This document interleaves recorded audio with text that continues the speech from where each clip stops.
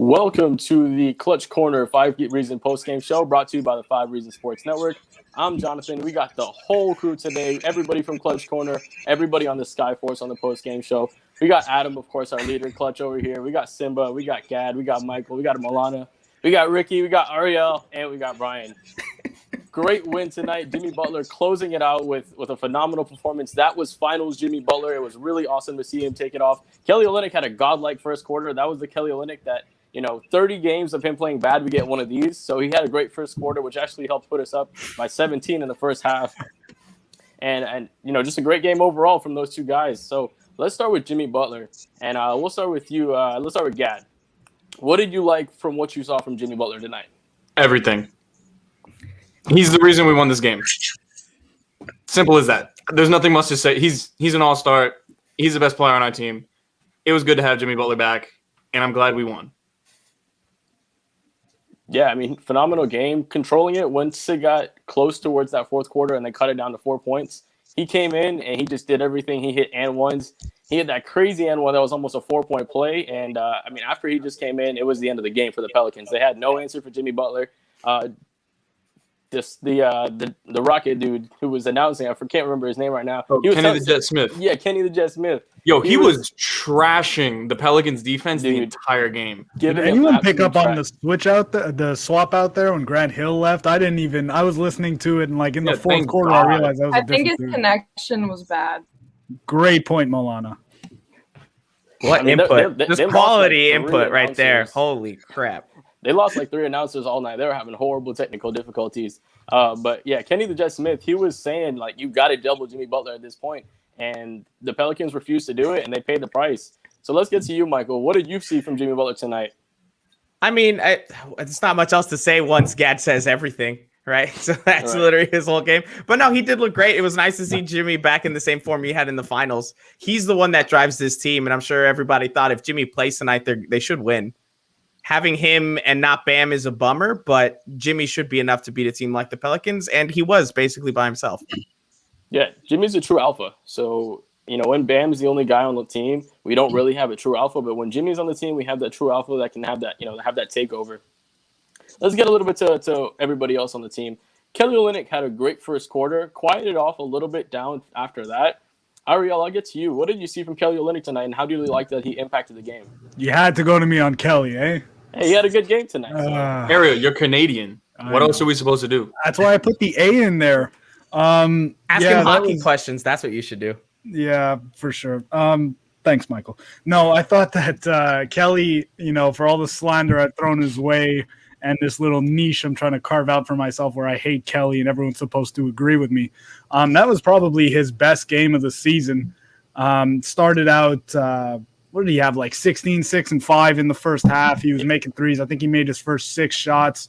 The calculator boys are going to come after me hard after this one, but it's cool, man. Listen, I'm pretty sure that Danny Ainge has those compromising photos of him and that he probably still works for the Boston Celtics. But you know what? Tonight, he reminded us that he can be valuable to the team and that he does work within the scheme from time to time.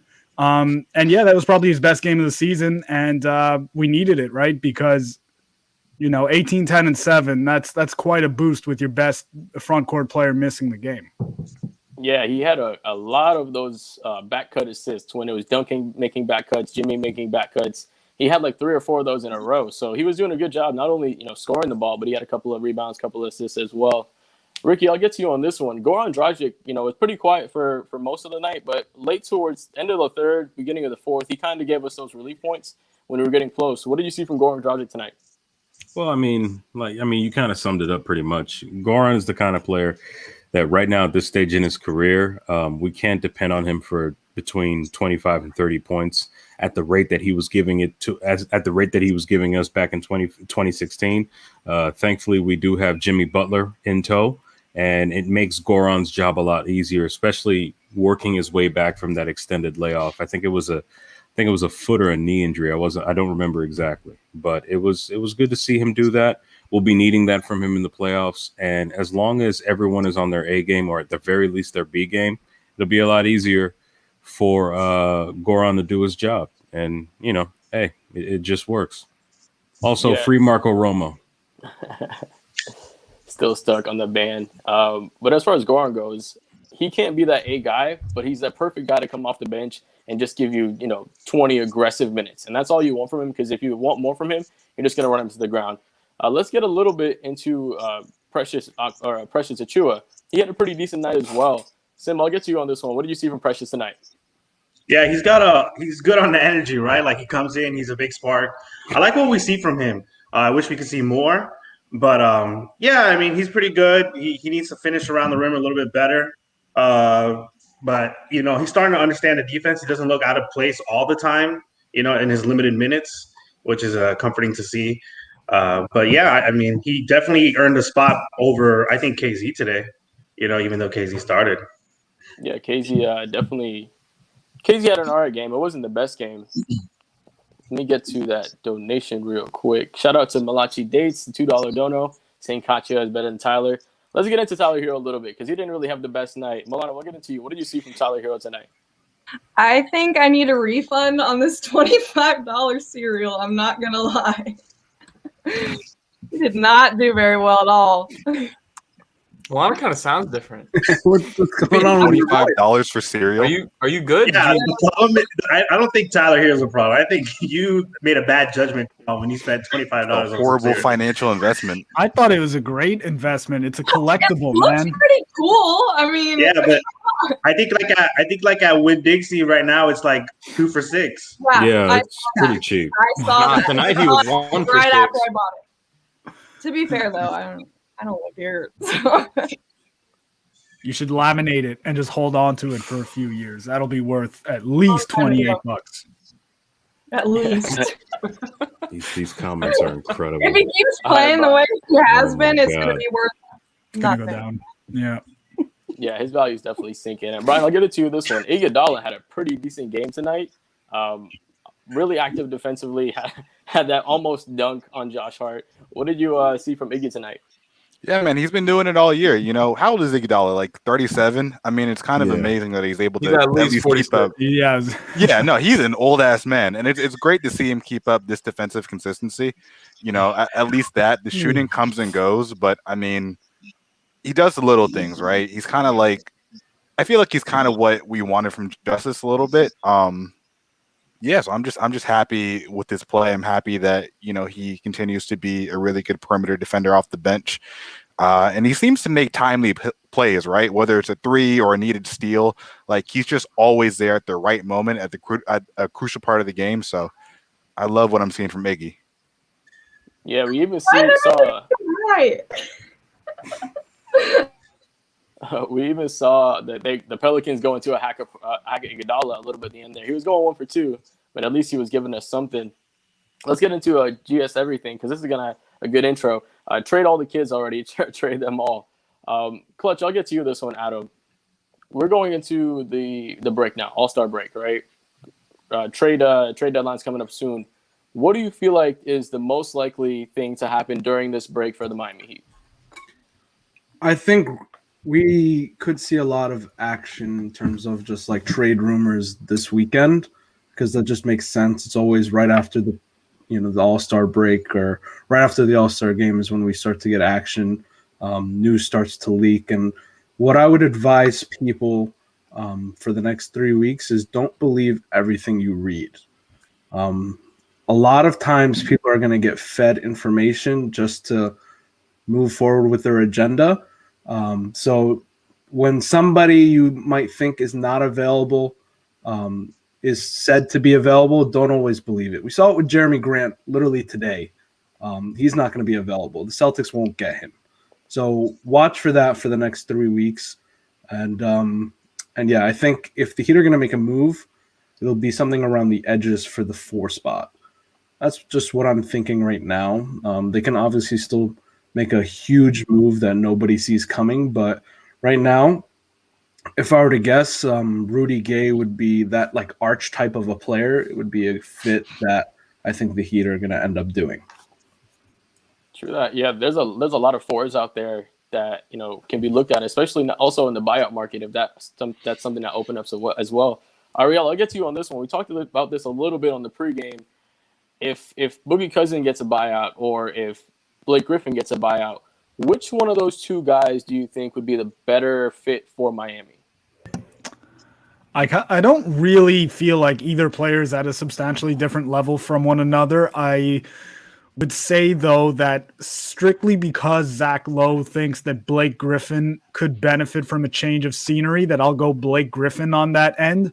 But to be frank with you, neither profiles, if you look at the advanced statistics or the raw statistics, whatever you want to look at, neither of them profiles as anything more than a replacement level player at this point in their career. So I'm okay with either, to be honest with you. It probably only, costs you Chris Silva. You'd probably just have to drop him and then use the disabled player exception, maybe even the veterans minimum, whatever it is, on either of those guys. But I guess I'll go Blake because Zach's smarter than I am, and I will trust Zach. Simba, I'm going to go to you this one because you're shaking your head. You're sounding like you're more on the Eric Reed side where you think he can't jump anymore. What do you think about that? Yeah, no, I know he can't jump anymore. like it's not an opinion. Neither can Boogie though. Watch the games. He what is his lift now? Like a foot? Like if that? Like, I don't fucking know. Simba, who has more vert, you or Boogie? Oh, me. Oh, That's not good. So why are you shaking your head? That's crazy. Come on. Hold on, you want to see it right now? No, I'm kidding. They said the same thing about Vince Carter in 2003. I mean, and then he went to New Jersey and then averaged 25 a game. Changes. Let's see him move somewhere else, and then we'll figure out if he's watched. He's on a terrible Pistons team right now that's gotten worse every year since he's got there. It's easy when you're making almost like $100 million a year and your team is terrible. It's easy to not care as much anymore, especially when you never wanted to go to Detroit in the first place. Remember, this was a guy who signed his extension in LA, got traded at midseason when he figured he was going to be there for the rest of his career, and they got worse. So Blake, bring him down here. Let's see what happens. And plus, he happens to have the kind of skill set that Riley's always liked in a big. This is a guy that can potentially even run your offense from time to time. Did Michael drug you before the show? Is that what happened here? Who, me? Yeah. Oh no, I've been Blake Michael train here. Why? I've been pro Blake ever since Chris Bosh was amnesty because he was going to be a free agent. I think in 2016, I figured in my naive mind that Miami would use the money that would be magically freed up by removing Bosh from the books by simply bringing in Blake. I've been on the Blake train for a while now, even though his attitude kind of got very. I don't even know the right word for it. But after his first season, hold on. I want to see if we took a vote from the 9 people in here right now. It's on the buyout market. It's cheap as hell. How many people would take Blake and just sit him on the bench if it doesn't work? Gladly, no one's hands should be going up right now. 4. He's better than most of our bigs now. We're already at a majority. I'm assuming you're raising your hand, but I can't tell. Your name is I Love Blake. So Alana, somebody make the argument for Boogie then, just for the sake of argument. I'm not saying Boogie or Blake. I'm saying absolutely no Blake. I mean, but then you'd be arguing that Chris Silva is a better answer than either of those guys. You take but that's what I'm saying. It's like one or the other. Like, yeah, Chris Silva is probably not going to be in the league in 3 years, if we're completely honest. The same way Rodney McGruder is barely holding on. Boogie most likely will still be in the league 3 seasons from now. You take the better player because Chris Silva is never going to see the floor. Udonis Haslem hasn't seen the floor. These are I know it's blasphemy or whatever, but these are 2 roster spots that are honestly being wasted right now. So you might as well take Boogie. I just don't see what you lose by signing Blake or Boogie in the buyout market. I don't think anybody's opposed to that. Yeah, Alana's incredibly opposed to Blake, not to Boogie. Don't put words in my mouth. But Blake, what's the worst thing that happens if you sign Blake? It doesn't work out, and then he either doesn't play, you cut him. The worst case scenario is that it nukes your chemistry. Team.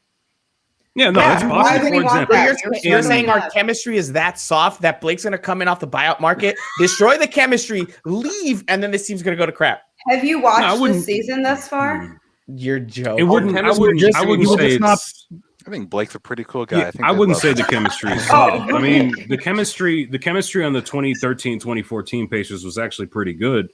And then they traded Danny Granger and then signed Andrew Bynum. Next thing you know, the team that started off like gangbusters in that season fell apart by the end of it. And by the time Miami faced them in I think it was the conference finals, they weren't the team that was threatening them at the beginning of the season. So it is true, but that is a very rare occurrence in which one player like that could completely nuke a team's chemistry. And plus, remember, I know this is kind of cliche, but heat culture is a thing. One player is not going to come in and destroy an entire team. That's exactly Riley will it. cut Why him would you before that add him? happens. No, Riley Plus would. one? If that were the case, Riley would cut him before that. Bro, what the fuck are y'all talking about, bro? We won tonight. Bro, that's what I'm talking about, bro. What the fuck is going on here? Alana's telling us that we shouldn't go after Blake on the buyout market because she likes Alana's been telling y'all Yo, this. This is nothing new. I'm about to say, Alana said that weeks ago. Fuck Yeah. Blake Griffin, bro. Like, I don't care about Blake Griffin. You're joking. Wow. No, I'm not joking. I'm dead serious. I do not care about Blake Griffin. Like, There I So you you go. don't cut Chris Silva to sign Blake Griffin? I'm sorry. You don't cut Chris Silva to sign Blake Griffin? I mean, sure, I cut Chris Silva to sign you, but I mean that don't mean That's what we're talking about. There it is. though. That's That's all why it Chris is. Silva didn't have a TV Alex show. gets it. yeah. But I prefer Boogie, to be honest with you. Okay, so make the argument, Royal. make No the one's argument. made the argument yet. Make the argument for Boogie over Blake at this point. Make the argument for Boogie over Blake. Yeah. Yeah, everybody knows Blake is washed, but that's beyond the point because Boogie's washed as well. I think with I think the thing with Boogie is I like Boogie's rebounding more so than I like Blake's willingness to go in there and rebound. I think that's a bigger issue for this team.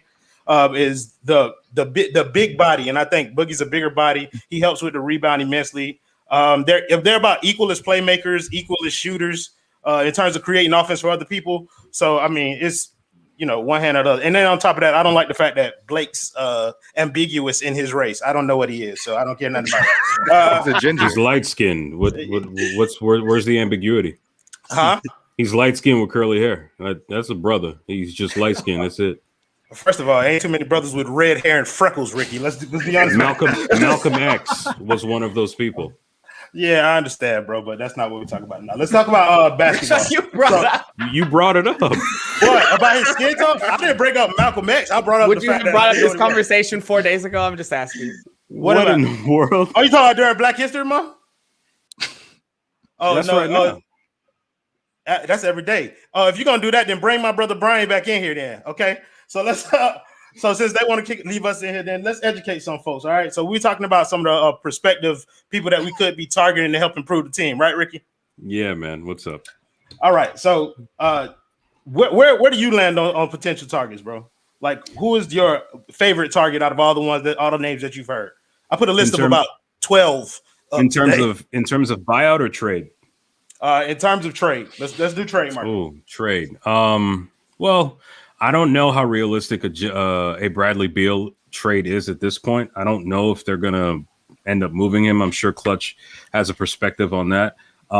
If not, perhaps Victor Oladipo or the Rudy Gay trade that we've been talking about ad nauseum on this show, because this guy, he brings you depth up front. He gives you scoring, relatively average defense, passable, and he expires at the end of the season. Oladipo's not a bad option. The Rockets, even though after the Harden trade, they went on like a 5-game winning streak, but then they've pretty much been on a slide since then. And from what I understand, Oladipo has actually turned down a contract extension, which leads me to believe that he might be amenable to a deal. So there's that. In terms of buyout, I'm not opposed to Boogie, and quite frankly, I'm not opposed to Blake either. I would probably prefer Boogie right now if we're going to have to deal with a big like that, because there's a lot of low risk, high reward. You put Boogie in Miami's rehab situation. You re-sign him for relatively cheap next season, and at the very worst, he's a serviceable big that you can either start or back up. All right, so But let's as get far to as some some of of these names that we got here. I'm sorry, but yeah, we got a lot of people on here, so we want to give everybody. Yeah, sure. Yeah, so I was noticing the names of everybody. So we got Let's Go Nets, Michael, We're Average, Simba Sports, Free Marco Romo, probably my favorite so far. Sign Blake. Cat's name's the best. Cat's name's the best. I'm about to say Kick Ariel, Jonathan Rumble. I didn't even do that. Someone did that to me. Whatever. One Division. That's dope. Sad Face. Why are you sad, Alana? I don't know. Whoever changed my name, why am I sad? And then we got 500 squad. So I don't know if you guys have gotten into much of this. Let's talk about the team being 500 and the fan base being through the moon about it. Brian, since it's your name, I'm gonna kick this to you, brother. where do you land on this team in terms of the 500 thing? Because usually that means that you're average. Are we the team that wins, or are we the team on the other side of it that gives up big ass leads and almost loses games like the one that we just played? Who the fuck knows? Listen, the thing is, we're excited about 500 because we were so goddamn terrible in the beginning of the season that there is nothing else to be excited about. Yeah, we went 11-4 going into the break. That's pretty good. Yeah, I mean, like, I think that this team has the potential to be good. I think that we have the potential to be a playoff. I don't want to say contender because I don't know if we'll beat the Nets. You know, the Sixers are looking pretty good, but we have the potential to be at least a tough second round out, right? But I mean, this team, it just feels like if it's not one thing, it's something else, whether it's injuries or inconsistent play. So it's like, I don't even know, right? Like, I mean, all that averages out to just being average. So, you know, I think it is what it is. You know, we're just an average squad that's probably going to make some runs and is probably going to have some bad losses. Yeah, so if we have Jimmy and Bam, we'll be good. Hold on, let me look at the standings. Yeah, so you talk about, well, with Jimmy and Bam, I think that's interesting because I'm gonna come to you since you said something. I was going to go to Alana, but you brought up Bam. Usually when Jimmy's not playing, this team looks like shit. When Bam didn't play, we actually looked relatively okay. Like we look decent, and I think that proves how much more important Jimmy is to winning than Bam is. Even though some of us believe that Bam is the more talented player. I guess my question would be. Should we be looking for more help for Jimmy or more help for Bam, Jonathan? I mean, Jimmy right now is the point guard of this team, and he's the alpha of this team, right? So you got to build around Jimmy right now. You know, Bam is still a developing player, but Jimmy is Jimmy right now. So Bam is still malleable enough for you to bring in players that he can be flexible around.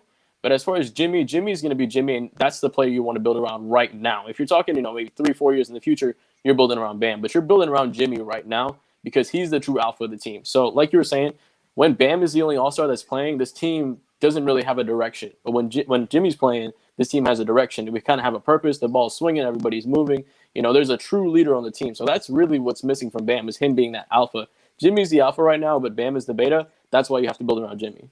I think that speaks to something that Kenny Smith said on the actual broadcast. It was one of the only poignant things said tonight by the TNT crew. And it was that when you take Jimmy out of this lineup, you're essentially asking your drummer to play horn. Yeah. And you know, you're asking your horn player to play piano. And that's kind of been the way that this team is. But you take Bam out, and it's kind of like you get a collection of other people to fill in some of the things he did. I don't know if you guys got to Tyler much, but I want to talk about how fucking terrible he was. Alana. Horrible. Yeah, Alana. Where guys, he just came back. No. Shut that shit up. First of all, you should have. No. I feel like, hold on. That's an excuse for somebody like Goran Dragic, who's 34. Tyler Herro ain't got no excuse coming back off an injury. You can't have a bad night or two. It's his first time. It's been every bad. It's been every night. You should have known better. I should have known she was going to try and spin this into a positive. That was bad. No, I'm going to Gad. Talk about how fucking terrible Tyler was tonight. It looks like he's thinking when he's on the basketball floor, right? Because when he's confident and he's going with his shot, I mean, he makes good decisions. He's comfortable pretty much doing anything. He's a 3-level scorer to a certain extent. And he's comfortable getting his own shot, and he's just thinking every time he gets the ball. He's trying to think of how he can either make a highlight play or something, and he just looks kind of lost out there. And then on the defensive end, he's never really been that capable in the first place. So obviously it stands out more defensively when the offense is not going with him. So with Herro, I mean, you just need him to get confident again. I don't know how it's going to happen. I mean, we kind of saw this from Kendrick Nunn, where he just went on a stretch where he was borderline unplayable because the shot wasn't falling. And not saying that Herro's unplayable, but he has not been super playable over the last few games, and he definitely needs to just become more consistent. I mean, he's 21 years old. He's going to improve. Whatever. I'm not worried about Herro, but he's slumping a little bit right now. And I don't know if it's injury, confidence, whatever it may be. Yo, you pissed off Anthony, bro. That's fine. I don't know what happened. Apparently, I lost my $25. He's thinking, and once he stops doing that, he'll be fine. But right now, it's not great. Good thing he has 6 days to get his mind right, doing whatever in Miami, and hopefully he'll just get over it. Gad, I don't like that attitude. Herro is the greatest player of all time. He's Wonder Boy. Exactly. He's amazing. So I'm gonna have to kick you out for that. I'm sorry. Thank you. What? Okay, so Gad is the first member of the show to be eliminated tonight. That's why you better watch what you say, because Dictator Clutch is gonna kick you out. So Ariel, your turn. Gad brought up Kendrick Nunn. Yeah, Gad brought up Kendrick Nunn. Oh no, you can kick her out anyway. She laughed too much. Wait a minute. Wait, but Hold I on. thought that was a wait. They thought that was the same person. I'm not gonna lie, no, I a was lot of on the it. comments thought so too. Oh my Wait a God. minute. Must have changed my clothes real swift. I'm so confused. Yeah, Yeah, apparently I'm high as a kite right now. I didn't You guys have like the same snap. voice. It's But insane. yeah, so Ari, I'm throwing this to you. Gad brought up Kendrick Nunn, and Kendrick Nunn essentially is, I guess, regressing to a mean, of course, like some of us on here predicted that it would. Like he kind of went back to the inconsistency. He was 4 of 13 tonight, 13 points. Just give me your thoughts on how he's played and where you think he is now.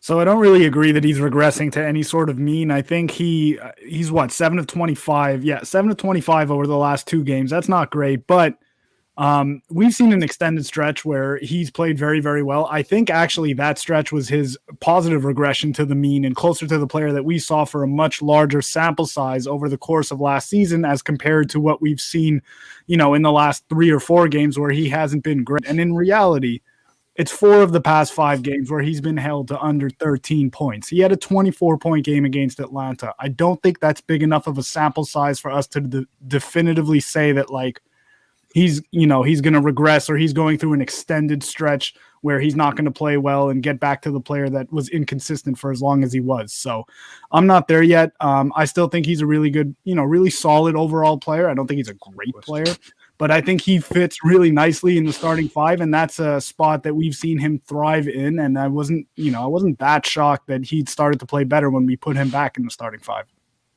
Okay, I'm banging with it. Did you guys talk about KZ? I missed like the first half of the show, so I don't really know what you were talking about. No, we missed. We didn't get to KZ.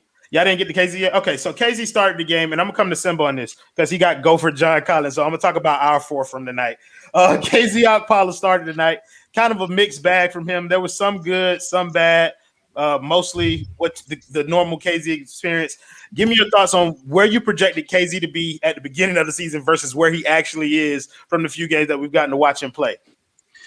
Yeah, he played okay today. In the beginning, he looked better, and then he kind of just died out slowly.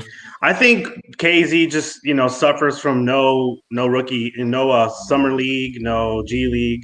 That's to be honest, that's what he's suffering from. He's just too early, and I know that we expect a lot because we traded a lot for him, but he's still too young. He's not ready. He needs to build out a little bit. Understand more of what he's doing, because sometimes he just looks completely lost, and athleticism isn't gonna save you in the NBA. Not always. Yeah, he's raw.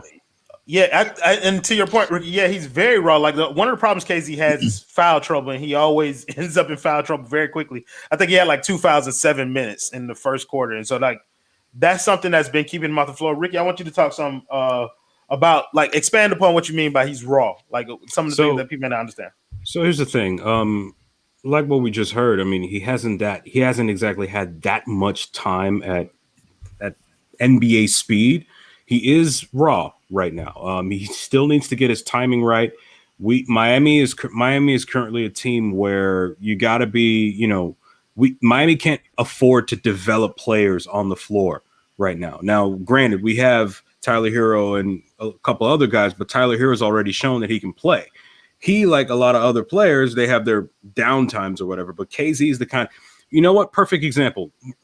For those of you that remember, in 2004, before Shaq got traded to Miami, the Heat drafted a guy by the name of Dorell Wright. Had Shaq not been traded to Miami, Dorell would have gotten minutes a lot earlier than he ended up getting, but they didn't have time to develop a player like him because they were in win now mode. To a certain extent, Miami is something similar to that state right now, where they can't afford to play KZ 24 minutes a night and have him make mistakes because he becomes an even bigger liability than KO on a bad night. Unfortunately, because there's no G League, there's no place to send him necessarily to get those reps down pat. Because if you guys remember, when Josh Richardson was being a knucklehead earlier in his career, we sent him down to Sioux Falls, and he got everything right. And by the next season, he was a starting shooting guard. So KZ, we know what he's capable of. There are bright moments, and this is clear because he is, in fact, a talented player. But right now, he's raw. He's still got a ways to go. We just need to be patient with him. That's very true. So I want to acknowledge the dono from Alex Campbell, $4.99. Oh, my 20-year-old second-year player averaging 16 had a bad night. That never happens. Alex, I love you, but shut up. Okay, so I think what's happening here is that some of the guys are getting moved off because I think we're whittling it down to Clutch Corner. So I want to get you, the post-game guys, an opportunity to talk about whatever it is that you wanted to talk about before we rotate you guys out and then bring back Michael and Clutch, and then we go talk transactions and what for the rest of the Clutch Corner. So, Jonathan, we'll start with you, bro. What was the most important thing that stuck out to you? What did you see from the first half of the season that you liked, didn't like, and what do you expect in the second half of the season? And that'll be all of your questions before you get out of here. Yeah, so, I mean, first half of the season, you wanted to see Bam take that step and become an alpha. That was probably one of the main things you want to see this year is Bam become the player that we saw him become as far as in the playoffs, he was being the alpha. You know what I mean? He was taking Tice off the dribble. He was doing all these little things. And he came out and he had the jumper. And he had a little bit more working to him. But now we just want to see a little bit more. And when Jimmy's not playing, we want to see him take over the game. As far as the record goes, we're not an average team. We had a whole bunch of games earlier in the season where we were missing half our guys. Avery Bradley hasn't played. We lost our starting center in Myers Leonard.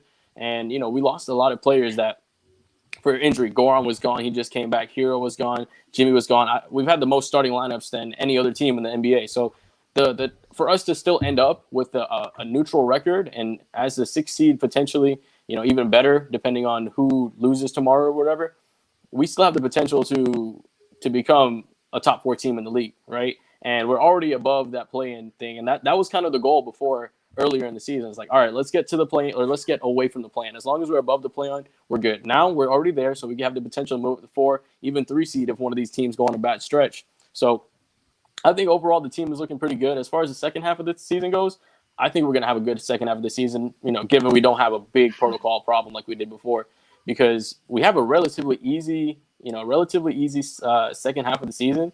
And if, Jimmy and Bam come, thankfully having this break, if they come back and they actually have a better play just because they're more fresh and not coming off of playing in Atlanta, having some extra minutes, we're going to have a good start to the second half of the season, probably go on like 11-3 to run, start off the second half of the season and really lock up that 4 seed, probably above Toronto and Boston. So I'm really excited for what we have for the second half of the season. I think we're going to see a little more from Precious. He's playing a little bit better. Hero's probably going to get a little more comfortable. We're going to see that bench group of Herro, Goran, Iggy, Precious kind of come out and work together. And if we happen to get somebody in the trade market or the buyout market, all the better. All right, Jonathan, man, we'll really appreciate you, man. I know you're going to be doing some videos for the network, but enjoy your break from the streams, and I'll see you when we get back, bro. Yes, sir. Have a good night. It, man. You too. No problem. I want to get to Hoodie Maddie, but I'm gonna get to her last because she's the one who came in pretending to be Alana. So I'm gonna get the other guys first, and then we'll let Maddie speak. It's always her. Yeah, no problem, Maddie. You're gonna stick around a little bit with the Clutch Corner so people can get to know you a little bit. But we'll go to Simba. So Simba, give me your thoughts on everything before the break. You're muted.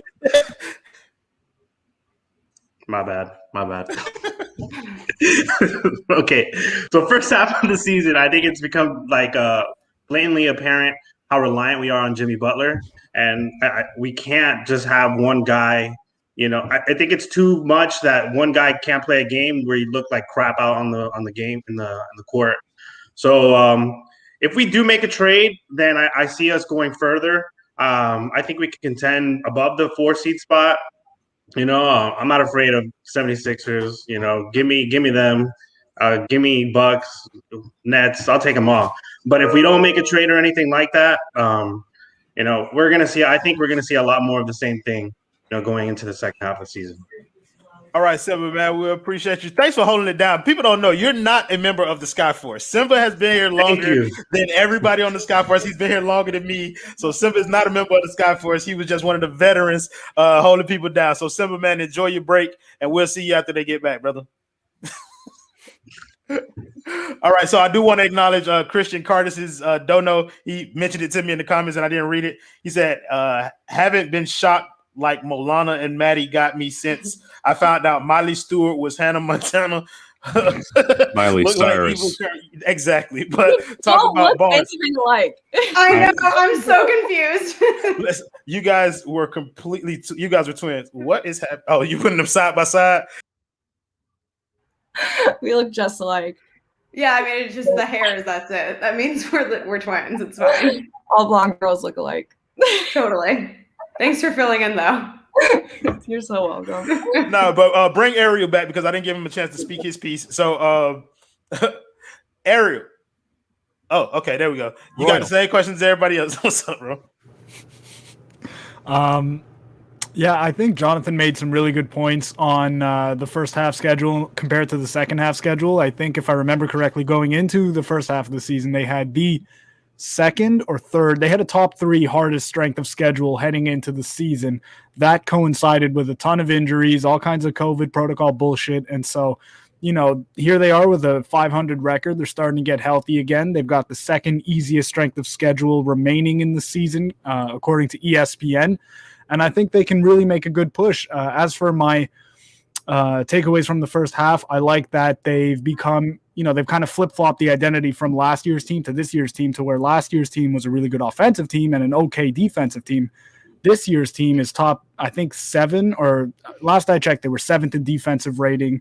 You know, they're a much stronger defensive team and ranked lower offensively. So if they can improve some of the offensive statistics, get a guy next to Bam or somebody in the backcourt who can help elevate that profile a little bit, couple that with the easier, remaining strength of schedule, they have an opportunity to really move up in the standings and lock up a top 4 seed. All right, Ariel, man, thank you so much for that, bro. Appreciate you for joining the team, bro. You've been really dope. You just getting started, and I look forward to seeing what you're going to do after the break, bro. You have a good break, and I'll see you after the next game. Thank you, brother.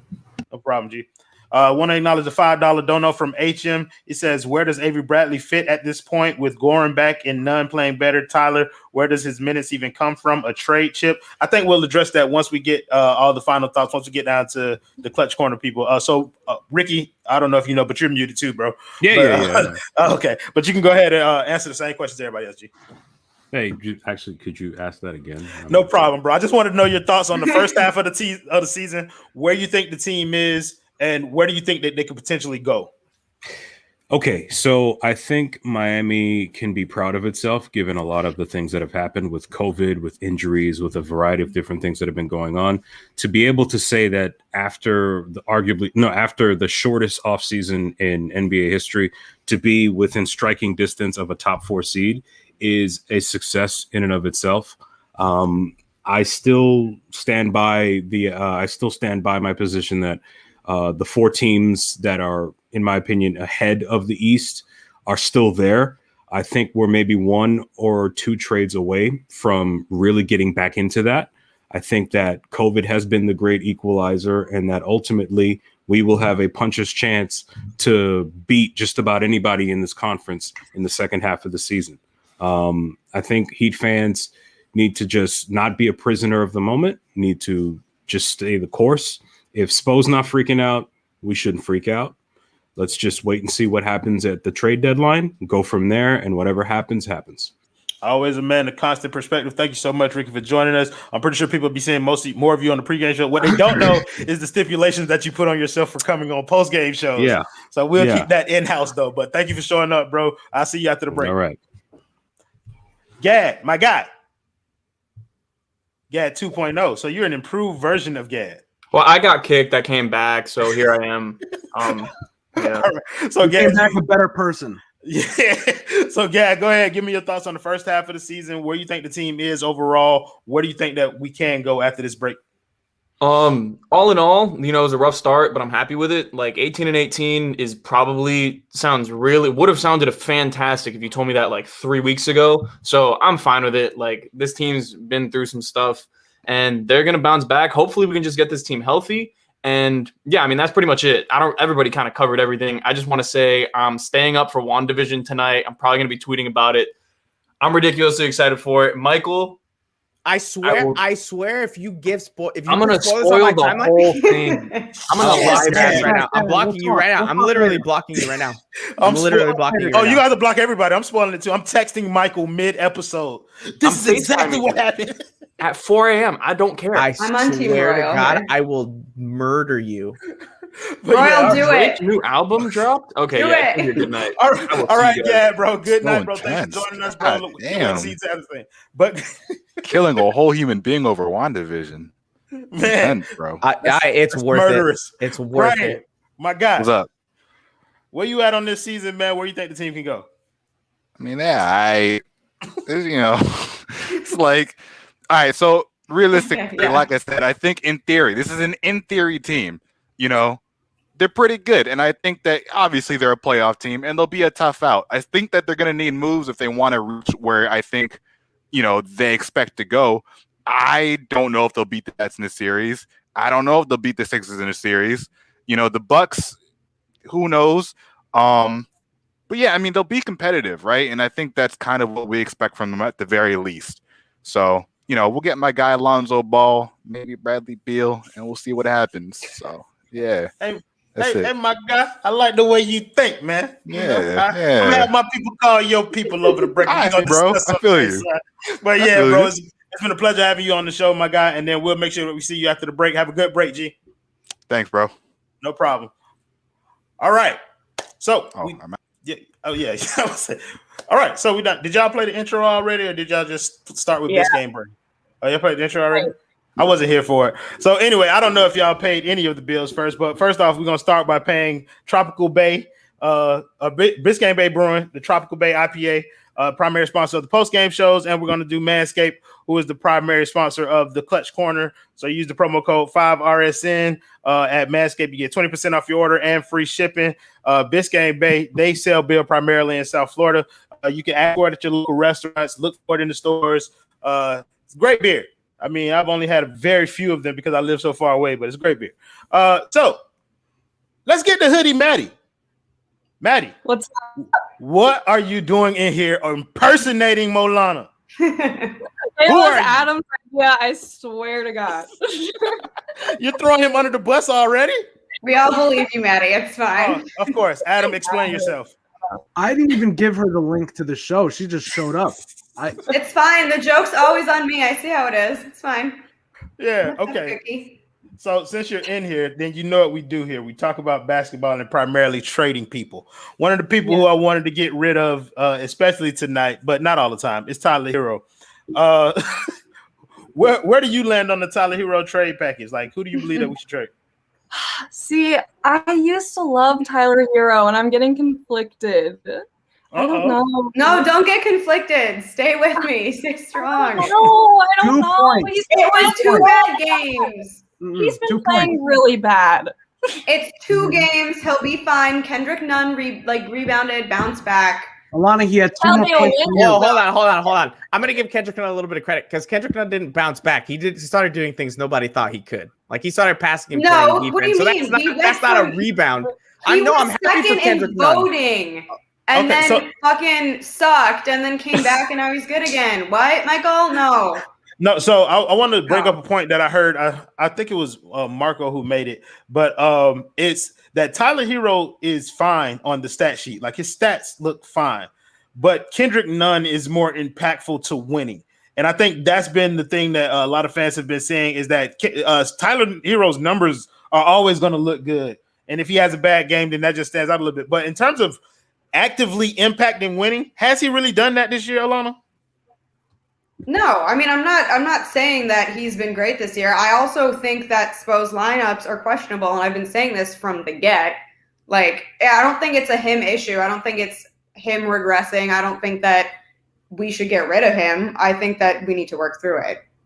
Heat fans are just really quick to pass judgment. Look at what y'all were doing to Kendrick Nunn. What, 2 weeks ago? Come on. I'm still doing to Kendrick Nunn. I would trade his ass right now. Yes, but that's fine. If you still will trade his ass, then that's fine. But the rest of if you're telling me that Nunn is playing when he was playing at his best, we were playing defense and scoring and passing that he did that his rookie year, you're out of your mind because he wasn't. No, my point is that literally like 2 weeks ago, everyone was like totally over Kendrick Nunn, and all of a sudden now everyone's like, don't trade him, don't move him. Now everybody is over Duncan Robinson and Tyler Herro. This is what happens. You go on Twitter. Time out. Who's everybody? I'm not talking about anyone here. Yeah, you're talking about Ethan. Yeah, the guy who had the idea to trade PJ Tucker for a first. No, hold on. I'm not slandering Ethan. Adam and I went on 5 on the floor. What did I Maddie, this is the show you've watched. Chill. Maddie. I'm not slandering Ethan. Don't put that in my mouth. No. I'm talking about Heat Twitter in general, like the general. No, but it's everybody. But it's everybody because we got on the podcast with Ethan after a game, and Adam and I started telling him, "Oh, we should trade people and be sellers," and he was completely bought in. And then 2 weeks later, he was like, "Oh yeah, we can do this other thing." It's everybody. If they have some bad games, that's what you're gonna say. You can't tell me Kendrick has been playing great all season. I'm not saying that, but Heat fans are so fickle. It's ridiculous. Honestly, one game and everyone's ready to trade everybody. If you could go back to the start of the season and trade Kelly Olynyk and Kendrick Nunn for Victor Oladipo when he was in Indiana, do you make the trade? Yeah, but that has nothing to do with I'm not That's like what we were asking for. Adam wanted that trade. I think Adam wanted that trade. What does that have to do with anything? What I'm trying to talk about is Tyler Herro right now of like literally 2 bad games and everyone wants to move him. It's the same thing with Kendrick Nunn. And Michael, you said you would sell everyone and get anyone and any move. Alana, you're expecting this player to play at an elite level in a few years. You're expecting him to be a 25-point per game scorer.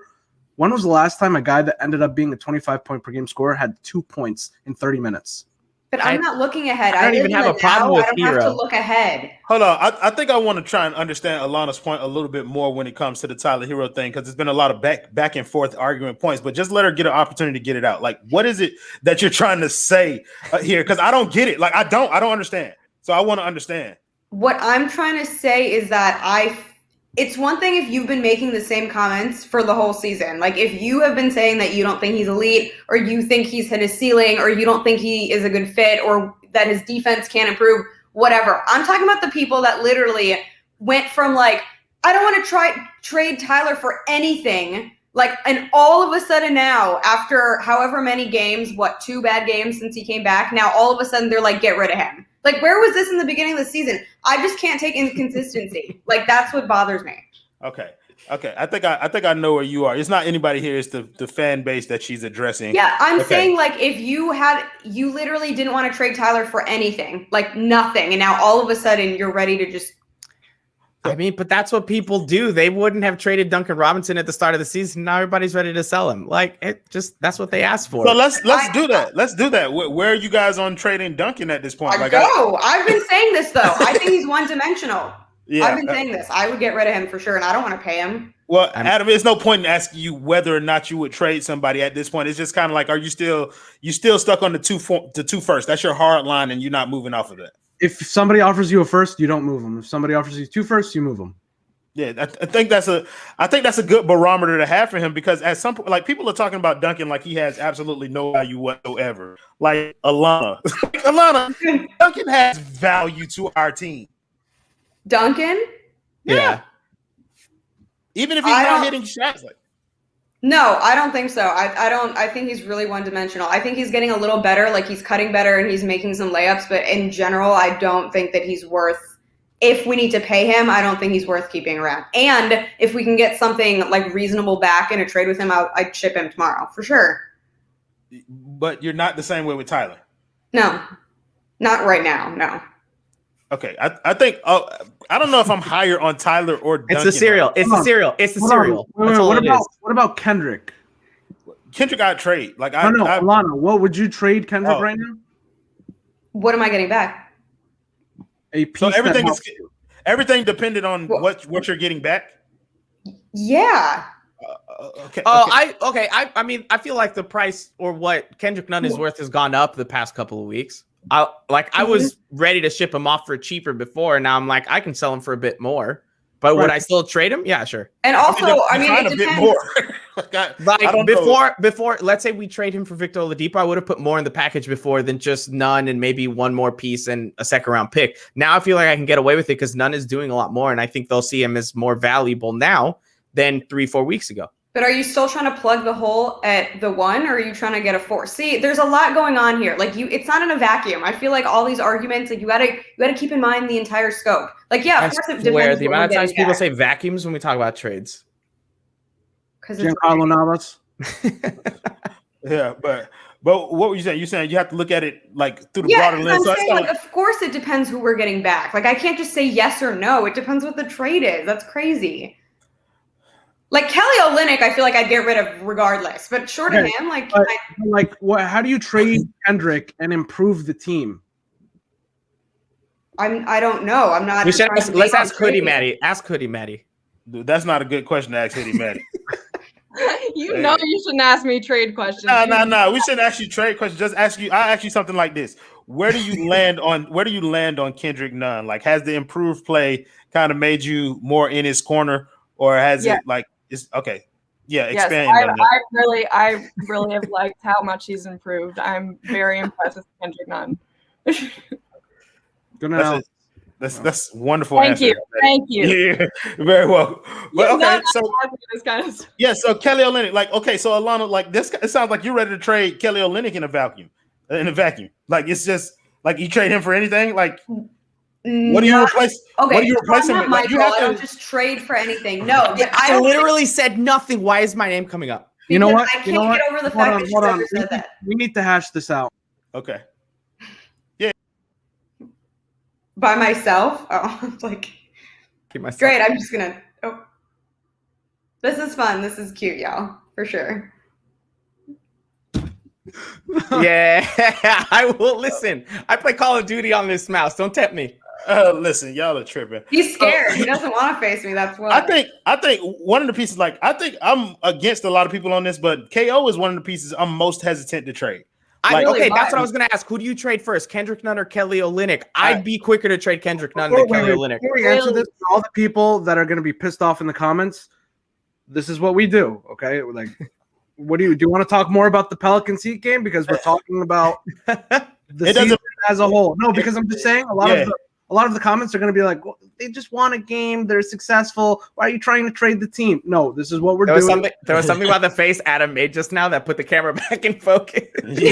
I'm just saying, like, yes, we are very, like, being very reflective on the whole season so far, and we're taking what we know and like we're just seeing what we want to do for the rest of the year. Do we want to trade these guys, or are they building blocks for the future? This is us looking at the rest of the season and how we think it's going to go. I think what it is it's like people have to be realistic. People have to be realistic about the expectations for this team. If we expect to go as far as some fans want us to go, then we have to make a move, and that's going to involve us losing some pieces that we want to keep. And so what we're doing now is just pontificating about which pieces are we willing to lose, what we're willing to lose them for. Like, that's what we're going to do. Yeah, and before people get on our case, Royal, you and I were very anti Kendrick Nunn. Very much so. Going back to the last playoffs. Going back to the finals. Like, I know, but I still don't think he was like the best player ever. But you and I can agree he's improved. And I'm happy he's improved. So before people are like, oh, they just hate Kendrick Nunn for no reason, because that's what they're going to say if we start talking about trades for Kendrick Nunn. Oh, well, I'm a fan. I'm not beholden to any takes that I have, bro. Like, I can like Kendrick Nunn when he's playing good and say he fucking sucks when he doesn't. I can do that. I am a fan. I can do it. I'm allowed to. It is. That's how you feel. But I see the look of disapproval in your eyes. Why don't you like that? It's the fit, because you guys are so fickle. Like, pick something, stick through it. Just give them time. You literally want guys to be perfect night in, night out. No, that's not even the case. Again, Kendrick Nunn is doing things that he hasn't done before, like at all on this team. I'm not going to sit here and say, oh, I expected Kendrick Nunn to come in and play solid defense on Trae Young again when we played the Hawks. No one here thought that was going to happen. So because now he has a different skill set, like you can, I don't understand what that has to do anything. If Duncan Robinson starts doing other things than shooting a three, which he's starting to develop, you can see him cutting better and he's passing better. If he starts doing those other things, are you going to keep calling him one-dimensional, or are you going to say he's improved? No, but my point is that I've said if he improves, whereas like there has been no, like, you guys, there's no wiggle room ever. It's like either you're perfect or you got to go. Royal, you can take this. Yeah, because I mean, I'm not in it to argue. I'm just telling it from my perspective. No, like, I mean, that's yeah, fine. no, I'm saying, like, it's kind of like with me for Kendrick Nunn, I'm blah on him. There are certain players that I have a hard stance on. Like Bam, I don't care how Bam plays. I never want to. You got to chill down with your burner account here. You gotta chill. Yeah, because my hands are really good right now. Right, because she can totally do that from her phone. Yeah. Yeah, like with Bam, Yeah. like it's a hard line. With people like Kendrick Nunn, I appreciate what he does while he's here, but if I can use that to upgrade this team, then I'm going to do it. If I see Kendrick Nunn's value, I mean, holistically, he's a young player. You know, he could score. You know, he could do things, and he's positive for our team a lot of times. But if there's any way for this team to improve by using him, I'm going to do that. But Now, don't you think it depends on who you get? Because I think that's what I don't absolutely. understand. Oh, Okay, absolutely. people are coming at me like it doesn't matter who we get. Like, no, that's not it. I think my answer. Hold on, my answer for whether I would trade Kendrick changes dramatically if he was signed at whatever price he is at now for another year. Yeah, there's always context, and I think that sometimes people don't think we take into account context. I always take into account that Oladipo's injury history, how much he costs versus how much Kendrick will cost. Yeah. Plus the whatever that thing is, Greg was talking about the exemption or whatever that would keep him under a different number, the cap hold that would keep him under a different number than we actually be paying him. I take all of that stuff into consideration. I just don't care. I think Victor Oladipo's a better player, so I want to trade. okay, but see that I respect. Like, if you're like all this stuff. You want Victor Oladipo? Yes, I'm I cautious do. I'm cautious about the things that I would give up for Victor Oladipo, but Kendrick Nunn is one of those players who Well, I I'm throw cautious with about His Oladipo's injuries, though. injuries. If he's hurt right Yeah. now, because if I'm trading for him right now, it's for this season. If he's hurt, then I'm not trading for him, and I'll wait Yeah. till he's a free agent. Yeah, I mean, I think that's the play anyway. I don't think we're trading for Oladipo because I think it's common knowledge at this point that he wants to be here. But no. But like, here's the thing: if it costs you, no. If it costs you Kendrick Nunn and filler, you do it because they're both free agents anyway. Yeah, that one, I'd do it. Okay, for that's sure. also true. And then you want to acquire Oladipo's bird rights, right? Right. But like, if it costs you Kendrick, who's a free agent, you do that trade. I don't know. Even if Depot's, Say you even if don't Depot's want- injured though. But his ceiling is a lot more higher than Kendrick is. So I got two comments. I want to thank Elizabeth Bello for the $2.99 dono. She said, "Any truth to the Barnes trade?" We'll get to that, and then I want to acknowledge the guy Ben. Ben say, "I'm with 8 Mile Molana. I want a depot too." So we gonna change her name. Change her name to B Rabbit. So yeah, let's talk about Harrison Barnes because he's been a new name that's come up. Any interest there for anybody here? Like any interest in Harrison Barnes? I keep forgetting he's as young as he is. I don't know why I keep thinking he's older. Yeah, he's like 28, and they say him and Cody Zeller. Cody Zeller. Yeah. I think was it Tapioca that pointed that out in the Stop chat. Cody Zeller slander. Stop it. What? Oh, You like Cody absolutely Zeller? not. Someone kick her We out. put her Joe. on I'm the sorry. show. I was We put on her on your the show. side. It's You over totally with. said that. Yo, Gone. if she pulled out a Cody Zeller's, yo. No. All right, so check. Absolutely Thank you for coming here. Yeah, we've had a good Thank you time. for coming here, B Rabbit, but we're done with you. not. what do you guys- Enjoy watching people play basketball with a peach basket. Enjoy Sioux Falls, motherfucker. You never come back here again. Well, Enjoy the post game show. yeah, exactly. Well, enjoy the show from the comments. But where do you guys land on Harrison Barnes? I'll start with you, Michael. I mean, I'd trade for him, sure, as long as it doesn't cost too much. Is he an The upgrade fine over? cost too much. Let's be realistic about this. When I talk about him, like, what are you willing to give up for Harrison Barnes if you are willing to trade for him? Let's talk about that. Let's talk about if we had to acquire him, how would you go about acquiring Harrison Barnes? I have no idea what prices are actually like, but if I had to guess, I mean, I'd throw in. I don't. I'm not Adam, right? I'm not in tune with that stuff. I mean, probably Kendrick, Kelly, and a second round pick. I mean, maybe that seems about right to me. Yeah, for Harrison. I think the point that was made about Harrison It Barnes. feels steep. That's why I'm holding off on it. That's too much. Your mic is not working. Your Adam. mic. We can't hear you. But the thing about Harrison Barnes' contract is I think he got 2 years on it. Time out. What feels steep?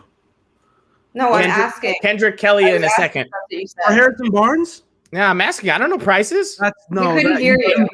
That's you that. But okay. So you might trade Duncan to another team to get him. Here's the thing about Harrison Barnes' contract, just to address it, because you brought it up. Harrison Barnes has one of those de-escalating contracts. I think he's owed, what was it, $40 million over the next 2 years? Or something like that. Like it's like $20 million. I can look it up. Yeah, please do. But I think that's something around what it is. But either way, like you can make the money work for this year and you'll have the space next year. But I think he's an instant upgrade over KO for sure as a starting forward. But Alana, where do you land on Harrison Barnes and what are you willing to give up for a player like him? I mean, yeah, I feel like he doesn't really have many red flags for me. Like I said, I don't know why I keep thinking he's older than he is, so that's a nice surprise every time I freaking look that up. This year it's a 22 cap hit, then a 20 in the next year, and then 18 the next year, and then he's an unrestricted free agent after that. So 22, 20, and 18. So it's 3 years left on it. Mm-hmm. Well, this year and then 2 more. Okay. Does that stop us from making any other moves, though? That's my question, because then I would hesitate. It doesn't stop you. He's an asset. Just because he's on the team doesn't stop you from moving him. I just hate that idea that fans have that once you acquire salary, you can't move it, especially if it's an asset. That's why I'm like hesitant on if you re-sign Victor Oladipo, it doesn't mean you can't trade him 3 months later. Yeah, but at that point he's becoming a depreciating asset because of his injury history. Like I think his price is already going down now. Sure, Like, but I'm just giving you an example. With Harrison Barnes, a 2-year player, making only $20 million a year. That's half of the max. There's no way he's nothing other than an asset. Yeah, and I mean at the very least he's an upgrade over Kelly. But where do you where do you go? What are you willing to give up for him, Milano? I mean, sure, move Kelly 100%. If this is not my forte either. If Kendrick is involved, then I'll do it. But yeah, I'm not opposed to this. I'm like, I mean, okay, hold on. The one thing I will say, I am not for keeping the depth, and I'm not going to say we need the depth like Ethan because that's ridiculous. But at some point, we have to talk about the injuries with this team because it feels like they're not going to go away. And I'm not saying that's a means to not trade the depth, but I mean, they have to evaluate that at some point because somebody's always heard of the core 3 guys between Bam, Jimmy, and Goran. No, it's true, and you don't know what the COVID situation is. And that's not me saying don't trade the depth so you can play. It's reasonable. It's a reasonable thing to talk about because of how this season has played out with so many injuries, and on top of that, the COVID thing. You never know how many players you're going to be able to field at any given time, and I think that factors in greatly into the type of players that they target. Because if you're thinking about players who need to play the same role as a Goran or a Iggy or versus an Iggy. Like if you think Goran's going to be hurt, then you might want to keep Kendrick Nunn out of as many packages as possible because he can, give you a facsimile of what Goran provides. But if you're talking about somebody like to replace, if you're talking about a Harrison Barnes, then it makes it easier for you to throw in a big or something. Adam, where do you land on Harrison Barnes? I mean, I know you just said he's an asset, but what are you willing to give up for him? I'm giving up Precious, and I would trade Duncan to a third team to get the picks in order to get him. So you think Precious and a 1 get him? Or Precious and more than the 1? Precious, a 1, and something else. Oh, hell no. Maybe KZ Okpala, I don't know, but you definitely need to give up more. You can't see me, my time is now. It's the franchise where I'm shining now. You can't see me. Ladies and gentlemen, welcome to the show, the Alex Toledo. Somebody really likes being on this show, huh, Alex? I'm telling you, look, bro, man. Somebody really likes inviting me. Adam is over here practically begging me to come on. Look at it. Even the crowd knows your name, Alex. You got my man John Richard saying, the Alex Toledo. Want to acknowledge Christian Carter's for the $4.99 dono. He said, imagine a world where we trade KO, Nunn, and Duncan to get Barnes and Depot, and Tyler is our only crafty, sneaky athletic dude. I can dream. I don't know how I would feel about that. Like, I feel like you'd have to give up more than that. Yeah, that feels like a lot. Somebody asked, why is Boogie sitting out in Wynwood unsigned? Alex, I thought it's to you. Why hasn't Boogie been signed yet? Because he can't jump. Not good. He said because he's not good? He's not good. Okay, wait. So we got to ask you, Alex, Boogie or Blake off the buyout? There's only one right answer here. You have to pick one. Alex, don't mess this up. Terrible question. Is there a right answer? Hold on. Is there a right answer? There is a right answer, yes. Yeah. Shit, you guys are more sure about it than I am. I think they're both almost equally washed. Maybe I'll take Blake over him, I guess, if I had to pick one. No. I don't know. Like they're both equally washed to me. Let's litigate this because I wasn't there for I just got asked the question. Why is it that you take Blake over Boogie? Like I don't get it. No idea. Great question. They both can't. They both can't do shit. Like, but you said what? What'd you say, Clutch? You still take Blake over Boogie. Why? He does more than Boogie does. And what does he do? What does he do? What does he do? Move his feet. That's the whole point. No, he can't. So he can move his feet faster. To a bar late night. What are you talking about? If you cannot play Boogie and Bam together. You cannot. at all. Blake and Bam, you could do. When you're in the playoffs and it's switch heavy, you can at least try to play Blake and He Bam. doesn't give him anything. No, Yeah, he like- can do more than Boogie. I think you're giving Blake's legs more credit. I'm No, telling you, no. you're comparing a snail to a tortoise, bro. When you're talking No, about no, no, making Blake move, last bro. year- Like, no. Blake this year, and it's not fair to Blake. He's playing for a team that's tanking. You can't it seemed like Boogie was too. Because Boogie. Houston is trash. Boogie's moved from team to team, and he played for the Lakers and the Warriors. He wasn't able to stay on the court in the playoffs. Yeah, but when in the finals with the Warriors, bro, he had to start those couple of games. He was actually okay. Like one thing is about it, like I take the skill set of Boogie before I take the corpse of Blake Griffin. Like Blake Griffin, his game was built off of his athleticism. That's completely gone now. Blake, and so now he doesn't have pass the ball. Blake I'm can sorry? still pass. He can still pass. And so can Boogie. No, he can't. You don't think Boogie working those dribble handoff sets? The one thing Boogie does better is rebound. But even That's then, it. it's like I'm not picking up Boogie because it's to rebound and then like just get blown by everybody who's guarding him. Yeah, I don't know, man. They both suck, which is why I don't understand the question. Hold on, I want to acknowledge Abdel's $9.99 dono. Thank you for that, bro. He said, from a front office perspective, how much has Nunn's stock actually risen? Sure, he's had a nice little stretch here, but does it move the needle in acquiring a better asset than say a few weeks ago? I don't know, Michael. I throw this to you, Michael. Do you think Nunn's... I didn't hear it. I don't what? Hold on. Can I address this comment right here that everybody's saying Blake hasn't dunked in 2 years? The last time he's dunked was December 2019. Do you remember what happened 3 months later? 3 months later. COVID. Okay, so it's not that Why he are you hasn't so dunked in 2 defensive years. over Blake? No, because I see this comment all You're the literally time. screaming. You're screaming over Blake Griffin. Well, why? Okay, but oh damn. Somebody said, Roy, do you even watch Blake Griffin? Who the fuck wants to watch Blake Griffin, bro? Like that's what I'm talking about, bro. Like you trying to insult me by saying I don't watch Blake Griffin? It's people on the Pistons who don't watch Detroit Pistons basketball. Come on, bro. Only when Michael, they you don't blown out. watch any other team. Come on. Hey, Yeah, like I mean, don't. I'm not Like, gonna I watch don't the go out of Pistons. my That's way. for sure. Yeah, bro. Listen, Blake. Listen, I just don't believe. Like, if I got to choose between Blake or Boogie, then I'm going to choose Boogie because I think Boogie, at least I have a use for the rebounding. I don't know what I would have a use for Blake for. If you think Tyler gets picked on, just wait until you get Boogie on the floor. Oh, I know he's a turnstile. Blake will get defense, picked but on I'm not too, arguing. man. Yeah, that's what I'm saying. Like you're talking like Blake gonna shut somebody down. Kelly's I'm a better defender than I'm Blake not right saying now. he'll shut anybody down, but I bet you he'll move faster than Boogie will. Bro, listen, Kelly Olynyk, like Alex said, Kelly Olynyk's a better defender than Blake. The fact that I got to think twice about that. This was is really bad. fun. Though. We just spent a whole 5 minutes arguing about garbage, and that was fun. I mean, We're like, do you want that pile of trash Adam's or still that yelling. pile of trash? Adam Well, is still they yelling asked over for Blake it in comments, so I'm giving the people what they want. Like That's what buyout talk is, Having fun with baby. this. Yeah, that's what it is, bro. We in the buyout market now. Any buyout targets that y'all looking at specifically? Don't say Blake. Stop, God. Michael's looking at Blake. Yeah, I tried to catch him, bro. I tried to catch him. Just Blake and Boogie, those the only two? They need to find a way to get OKC to buy out Trevor Ariza. I know Riley and Spo have a great relationship with Sam Presti, so they need to figure something out there. There's no way that San Antonio buys out Rudy Gay, is there? No. Nah, he's good. I was just because you asking. can I get don't know. something. You can get something for him. But I think it's You interesting can that you get brought like up that Kelly OKC. Olynyk for him. I think it's interesting that you brought up that OKC thing because I want to talk about some of the things that we could do by unlocking that first round pick.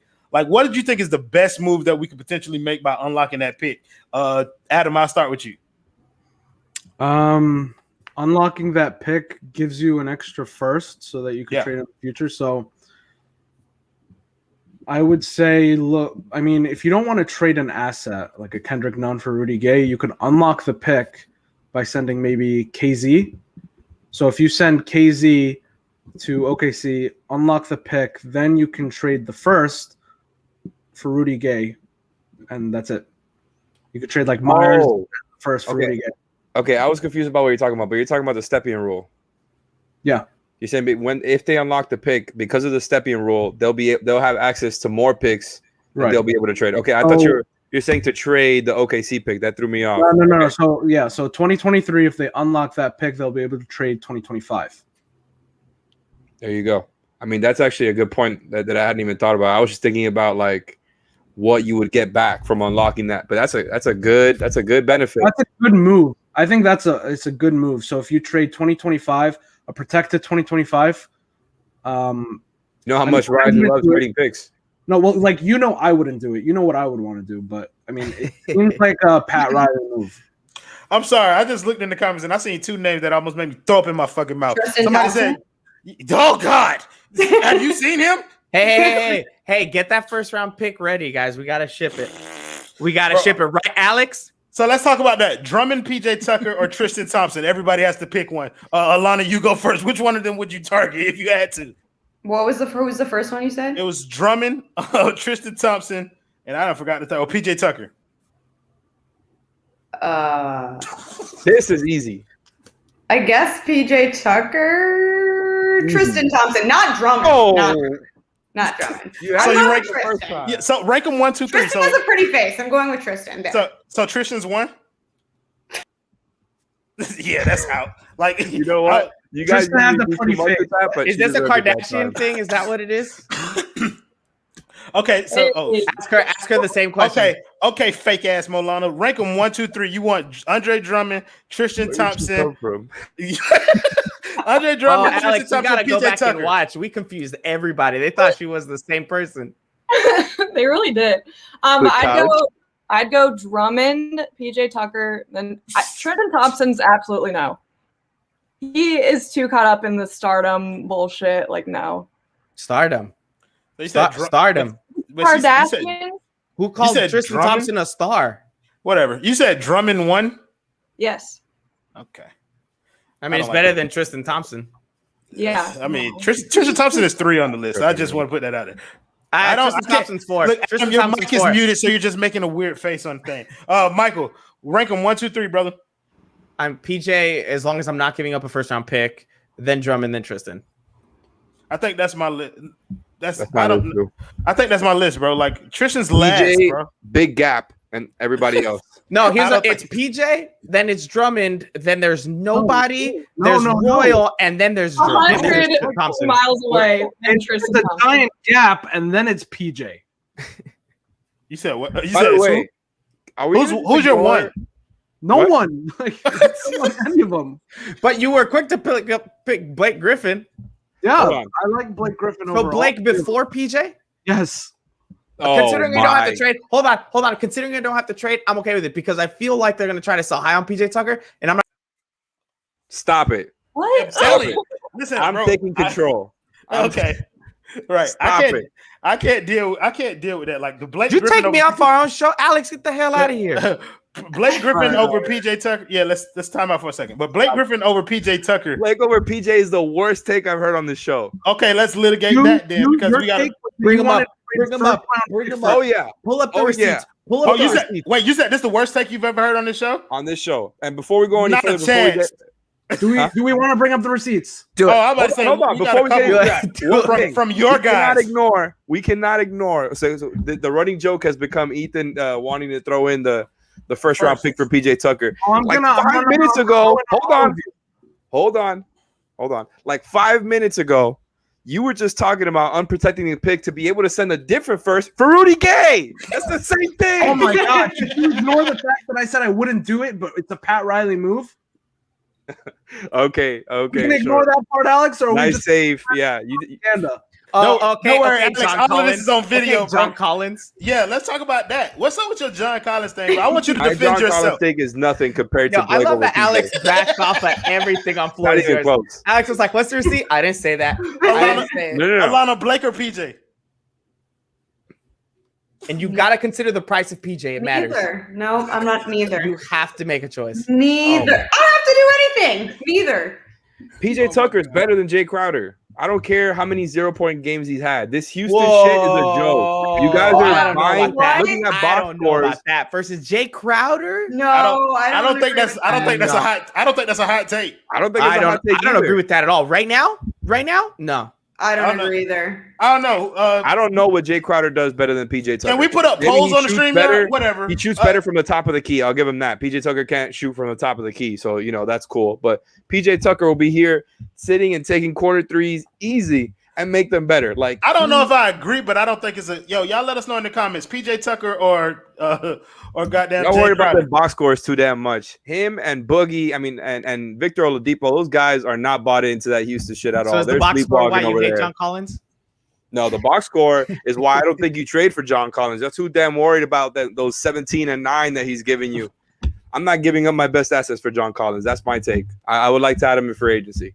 So you one of those Is people that who crazy? you think Nunn in a second to get you to John Collins? I don't think that. I mean, would you do that for PJ? I wouldn't do that for PJ either. What, Nunn in a second? Fuck that. But you No. trade up first.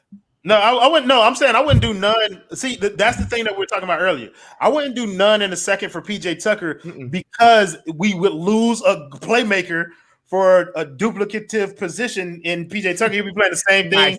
Yeah, I had to. I love had that to you slow said down. duplicative. I like the I had to slow that thing down. But no, syllables, bro. Yeah, that's what I'm saying. But PJ Tucker and Kelly Olynyk occupying the same space. Like, that's what I'm saying. I wouldn't trade that. Kelly Olynyk in a second for PJ Tucker. I mean, I don't know if I would make do that. I mean, look, that's different because you got to make the salary match somehow. But Yeah. I'm assuming the filler will be one, Myers Leonard or something like that, and not Kelly or Andre. Alex, never text Adam again. Yo, but John I Collins stand is by these statements. mid as in what though? What are you saying? Like he's a but mid-tier player? But I've been trying to clear that up because mid relative to trading the best assets for him. That's pretty much what's been my take throughout this entire time. His mic is you gone mute. Did you mute him? I was about to say you just left it up there for. Yeah, somebody no, muted him. Are you gonna explain your friends then at least? No, I'm not here to defend Ethan. Are you gonna defend Greg then? Yo, this is the worst one, bro. I'll defend Greg. Are you Greg gonna is my guy. Oh, you can't defend that shit, Alex. That's the worst one, bro. Defend it, Alex. Please. You wouldn't trade. That's Photoshop. That might be the worst take I've literally ever seen in my entire That's life. Photoshop. Like, You want to know when he said it? You want to know when? I think it had the date on there. I know it didn't, but I know exactly when I took that picture. Oh, when was it? 37-point game. Oh, come on. Oh, you just took away. You just look. Leif is in the chat. You just took away the feeling from that take. Adam's Hold in on. trouble. That's different. Reacting to a 37-point game is different, man. You got to give him a pass for that Yeah, one. I was about to say in the moment, bro. Come on, Everybody man. thought Tyler Herro Adam was the doesn't know what it's greatest like to be a thing. fan. He's just trading everybody. He's no, gonna reach people. no way. There's no defending that. I'm sorry. No, I'm No, defending you. well, No. I'm bringing Leif on. oh yeah, bring Leif on. Like if he wants to get in here, because I want him to defend himself. Give him the opportunity. If that was after the 37-point game, then that's easy to defend. No, it's not. I Yeah, disagree. You think it's not easy to defend? I mean, it's tough. I'm not gonna lie. Yeah, I didn't like you that. don't believe what you're saying. That's just a good take after that game. I'm trying to give my dog Leif some credit, bro. Like I'm a fan of Greg Sylvander, but that is bad takes. I want Greg to come on and just flame me right now. yeah, I would like for him to do that too because because he's going to talk to you about taking this thing out of that you said last time? What was it that you said? He bodied him? Yeah. Oh yeah. Yeah. Okay. So And look, by the said way, I looked through the comments after that video was posted, and I got to say, a lot of people were agreeing with me there. About So what? that's why Adam wants Leif to come back on. He wants to even the score. He wants a second. Time out. Yeah. Time out. But everybody's was high on the Heat because they're in the middle of a win streak. If this was back when they were on the losing streak, everybody would be all on Adam's team. So let's not That's how act it like work the fans now. are the ones that knows everything. The Okay, fans so that guys- Alana obviously hates because she was flaming them. Come on, Greg, tell us that this not fucking 2K. yeah. It's not 2K. Best quote of that episode, by the way. Wait, can I just say congrats to 8 Mile Maddie for sticking through all of this backstage. Yeah, she has no life. She's just being she has no life. She was the one fan that we decided to bring on. So this is her life's dream. Like it's like a make from no one knows. No, this is our Make-A-Wish thing. I'll explain it for you. This is our Make-A-Wish. I thought you thing were for on his Maddie. cousin or something. Yeah, Because you both have blonde hair, yeah. So wait, you guys aren't related though? Do you want me to explain? No, but yeah, let's give Maddie a chance. No, you're good. No, you're good. No, let her explain who she is because she's about to get replaced with Leif. We about to trade her for Greg Sylvander. Okay, before I hop off, I am part of Heat Updates. I am one of the main people who run it with Alan Fegley, who's in the comments. And also, where's Heat Updates? Where's Heat Update? Instagram, on Instagram. Biggest fan page on Instagram for the Heat, baby. Michael just wave by. I was about to say, like, what's happening going here? on? I don't know. Oh, He's somebody. wearing pants. The people in the chat say stop capping About what? about being from Heat Updates. That's my friend. She's also been going insane in the comments. Yeah. I know. She's been going absolutely All right. insane.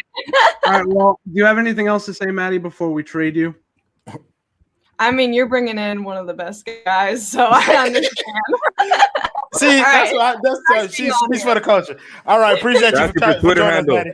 Ask you for Twitter handle. What's Give your it to Twitter them. handle? What's your Twitter handle? Oh, my Twitter handle is at Maddie's tweeting, but I use Instagram a lot more. My Instagram's at Maddie L Cells.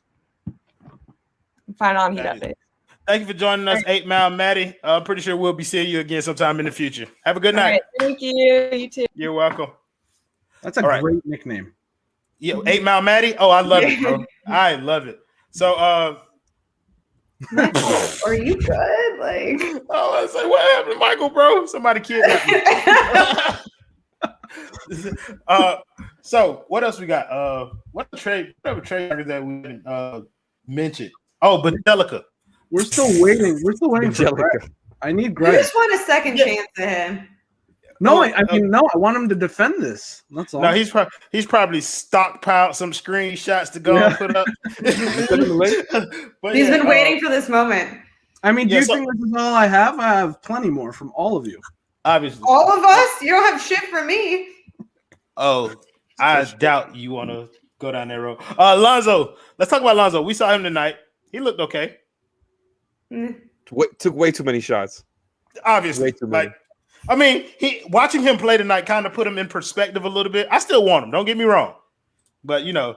He's a role player. He's a great role player. Yeah. He's a wonderful role player. I do believe that he'll get Bam lots of easy shots because it was this one pass in particular where he caught Nunn on Jackson Hayes with the switch. He just threw the lob from like the 3-point line.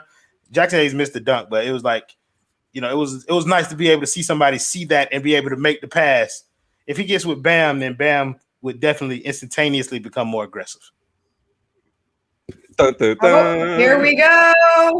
Ladies and gentlemen, welcome to 5 Reasons Culture Captain himself, Greg Sylvander. Greg, how you feeling, man? Yeah, y'all got me out of bed for this stuff. That's a sick jacket, though. Yeah, He got out of bed, put on the jacket, the earphones to It's a defend good his one. name. yeah. So I really appreciate it. But go ahead, go ahead and take off. So I appreciate in the most vulnerable fan moments when Tyler Herro is like on the big stage, the national stage, killing it, and then you feel like you already have the next Bradley Beal in that moment. So you say, why would I want to give up a player who's going to be as good as Bradley Beal? Like, that was the sentiment behind that. Like, we could talk about if I was drunk on that culture shit. Like, if y'all want to do that, like, that's fine. But like, I don't think that it is crazy to have thought that way. And I don't think that the organization disagrees with me. Oh, but here's the thing, Greg. I remember that night. I don't know if you remember the conversation that you and Ethan were having about how Tyler was the D Wade, where you wouldn't trade him because he's the D Wade. You keep him out of those trade packages. And that He was trending in that direction. I see. This is where I disagreed. That's what I'm saying. You don't. Bam is the D Wade in that situation, not Tyler. And when you already have that guy on a rookie contract, you do whatever you need to get that superstar, to get that Shaq. And because Tyler had a 37-point game, I couldn't excuse that. I mean, if Bradley Beal's available, It was very well done. you gotta do it. Because today I would absolutely trade Tyler Herro for Bradley Beal. And I would probably and I would include Duncan Robinson and some draft picks and Precious, and so I'm walking that whole shit back. Is that good enough for y'all? Are y'all happy? I got out of bed. I walked it back. That night. You should not. No, but I mean, Ethan still hasn't retracted his comments about trading a first-round pick. That's my issue too. Ethan still thinks they shouldn't have traded for Harden. I still think that you are let off easy for talking about trading like that you would trade Goran for an I agree. unprotected I will first back you round on pick. that. I had not Like, let him off dog. easy. Mhm. Dog. Me and you holding about Adam the- accountable. Winning I'm about to say and I can't really stars go in on it because I This is agree, all bro. about Like, championships, but you want to trade Goran for assets. Like that's Well- talking out of both sides of your ass. Well, assets. let's be honest. Did Goran look like a championship player last game? Like not the Royal, Atlanta game? come on. Did he in the bubble? Come on. in the You bubble cannot when he was 33? Here's the thing. This is my last year. You all traded him to Dallas. No, He don't was- you owe me. Alana. He went on a hot streak for 2 weeks and now he's untradeable. Nope, I never agreed with that. No way. He Don't went on you a owe hot me. streak in the playoffs for 2-3 weeks and now he's untradeable. That is not why I'm stuck by him. This is not. You can't lump us all together like that. So what is is yours not trading Goran because of what he does on the court, or is it because of pure culture fandom shit? Like I'm talking to him. Pure culture fandom shit. Both. Well, both, but pure culture. Well, fandom I shit, mean- for sure. I'm not going to hide behind that for sure. Okay. I'm not getting rid of him. No way. Well, Well, that I but- can understand. Well, go ahead, Greg. It also has to do with his relationship with Jimmy, right? Jimmy, like I think, Yep. like if And he's your Pat third goes best in, player still. if Pat goes and asks Jimmy, like, are we trading Goran for San Antonio's first round pick? Do you think Jimmy's going to be like, oh yeah, that's a really valuable asset? What a winning move! Like, Here's the thing, I agree with you. I agree. If Yeah. Jimmy says you're not trading Goran, you're not doing it. But I'm saying But from a of business standpoint, I think it's not the fan in Adam that's proposing this trade. It's the GM. It's the 2K GM. No, if a team Well, yeah, is, but like, he's saying if a team is willing to offer you a serviceable first round pick for Goran Dragic, then it doesn't make sense not to take it. Oh, it makes considering a lot of sense to not take him. I'm he's still old trying to and win. getting older. But the first round pick GM that you would acquire may not ever produce for you in this window of agree. time when you have the players that you have. That's absolutely. That's And now you absolutely can fact. do this hypothetical thing Trying where to we win. where we hope traffic the transaction and we say, oh, but the pick that we would acquire, we would take and we would go make another move with that pick. That's But Adam's thing. like that hope traffic transaction shit doesn't always work out that way. And then you end up with like an old ass Jimmy and like the window is over with Mhm. and you did Or- the asset. What? or But, you but end don't you? up with or you end up with an old ass Jimmy with no first round picks to trade for a superstar. Well, you've got It's Tyler kinda- Hero. But that's what I'm saying. Like you might end up with an old ass Jimmy with Tyler Hero and Duncan Robinson on the team if you don't do anything. But Well, no yeah, one's and I saying think don't that- do anything. That's not the argument. existential decision, right? Like eventually, are they going to have to consolidate all these guys for a top tier player and have a top heavy roster again and go at it that way? Like that's the existential question around the roster. Ben said hope trafficking ends up with Bam Giannis 2020 shirts. It does though. It does. It said they have to address what? What do we have to address? I'm sorry, I don't even know what they're talking about here. They have to address this summer. Why am I so blurry? They completely botched it. Oh yeah, well, that I think at this point that's been proven. Like the Mo Harkless thing didn't work out the way that we intended. Avery Bradley has been injured, but he has an injury history, so we knew that coming in. Well, he had COVID too. It's Yeah. just bad. It's But just at this- all bad. At this point, I think I saw this earlier. Like it's kind of like people are questioning what's Avery Bradley's trade value at this point because with Kendrick playing the way that he's playing, like when Avery Bradley comes back, is he even over Kendrick in the rotation? Like, We have is no he- idea. We haven't seen him enough. Like I wouldn't be comfortable doing that right now. Neither Yeah. would I. Yeah. But I think I feel more comfortable with trading Avery Bradley than I was at the beginning of the season when I was calling for him to be the starter next to Jimmy Bam and whoever. It's like, would any team really trade anything for him though? Would anybody give us anything of value for an Avery Bradley, considering how cheap the contract is? I think he'll probably have to be the part of the package, right? Yeah. Correct. And how about we turn that into this question right here? What's From Greg Iman. traded for Barnes? Yeah, let's do that. Then I think we did it a little bit, but what are you willing to give up for Harrison Barnes? Oh man, I swivel back and forth on this. Not Tyler Hero. No, I think it has had him in there. Not Duncan. No, but I think we had him in there. But the rest of the stuff, the KZ Okpalas of the world, they can go. Precious? Precious, KZ in a first. I think I probably lean in that direction. Okay. What about you, Adam? You good But with tomorrow I may back off the Precious thing, but it goes day by day. It depends on if Harrison Barnes plays good or if he doesn't play good. Then Depending on what the 12 minutes Precious play look like. What if Harrison scores 37? Would you trade him then? For him then? What's up? If Harrison Barnes scores 37 in a game, would you trade him for him? Oh yeah, then I would rather have him than Kevin Durant. So hold on, Adam. You're good with that trade then for Harrison Barnes? He's still an asset. No matter how you swing it, he's still an asset. You could trade him. Now you don't care about the picks. You've been heavy on this asset train for a very long time, Adam. It's kind of like you put people in classes of asset. What do you define as not an asset? Like in terms of like what you're trading for. So what would be a bad return on investment for a player like Duncan Robinson? Aside from like, don't talk about picks, but if you were willing to trade him player for player, what would be a bad return on investment on a Duncan Robinson? A single first, like something like that, I wouldn't do. And you don't let him walk this summer, but if you don't let him walk, you have to pay him whatever he asks for, which is 18 million, whatever it may be. And then at that point, the asset is depreciating. Maybe he's not worth 2 first-round picks that he might be to a Boston Celtics or to Utah Jazz. So the Heat need to sell when they're cheap and what their value is at its highest. And when I say sell, I don't say sell because, you know, they're not going to contend during Jimmy's prime. No, you can pick up another guy and plug him in. They're creating guys off the street like Max Strus. I'm not saying Duncan is going to, Strus is going to become Duncan, but he can replicate some of the things that Duncan has done. So Can I ask you a question? Go ahead. Can you provide me an example of a team that does what you're suggesting that they do, that does that consistently and wins?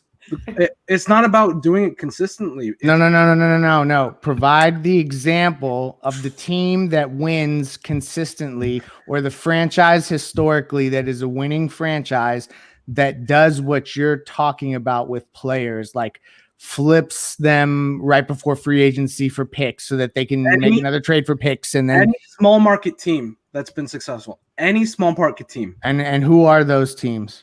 I don't need to name. We're going to dig to the roots of this. Like, what teams are you talking about, dog? Like, who are we supposed to emulate that's so much better? I think the Spurs and the Raptors might be pretty decent examples. I think the Raptors maybe might be the best. Okay, so what are the examples? The Spurs traded Kawhi, got back DeRozan. It's a great example. Oh yeah, so there's a great example. Thanks, Alex. What are the other great examples of them trading away players ahead of time so that they didn't have to pay them and they look so smart because they did it? What are the examples? I don't have to look far. The Clippers did it 2 years ago, and now they have 2 superstars and they're contending. Okay, but hold on. That's different, though, because they did that when the opportunity was right there in front of them, knowing that they wouldn't get Kawhi unless trade was pulled off. No. I'm looking further back. They traded Tobias Harris to Philly. Oh my fucking God. Before they were going to have to max him? Oh, they sold off of a first-round team. Oh, my God. How bold. It's not about them. But hold on. So we're the standard is the Clippers of asset management. There's the asset managers, the manufacturers. Greg, That's our squad. 7 first-round picks and Shea. Bro, look up in the rafters at the Clippers games, dog. It is not. It is not what's up. What the hell did I miss? Royal, who's winning? Who's winning? No, it's not about that. It's not about winning. Like, it's not about winning. Right now, I think it's more so about them both explaining. Hold on. I think it's more about them both kind of explaining their stances on. I know. I'm on just what messing around. Yeah, I know, bro. But I'm just still. It's fine. We need to have a conversation about how the city of Miami has saved this Heat team hundreds of times. That because guys are willing to come as free agents. Oh, that's what you. I thought you meant the citizens. I was like, damn. No. I'm pretty proud of myself. Hold up. No, who are the people who are willing to come because of the location? What's that list? Oh my God! You're gonna tell me now that because it's not a big market that doesn't have a major role in why players are coming to the city? Oh, for sure. Well, that's what income tax. No doubt. I mean, like But it's they as put big a themselves market as forward. like let's say Atlanta, right? No. What point are you trying to make?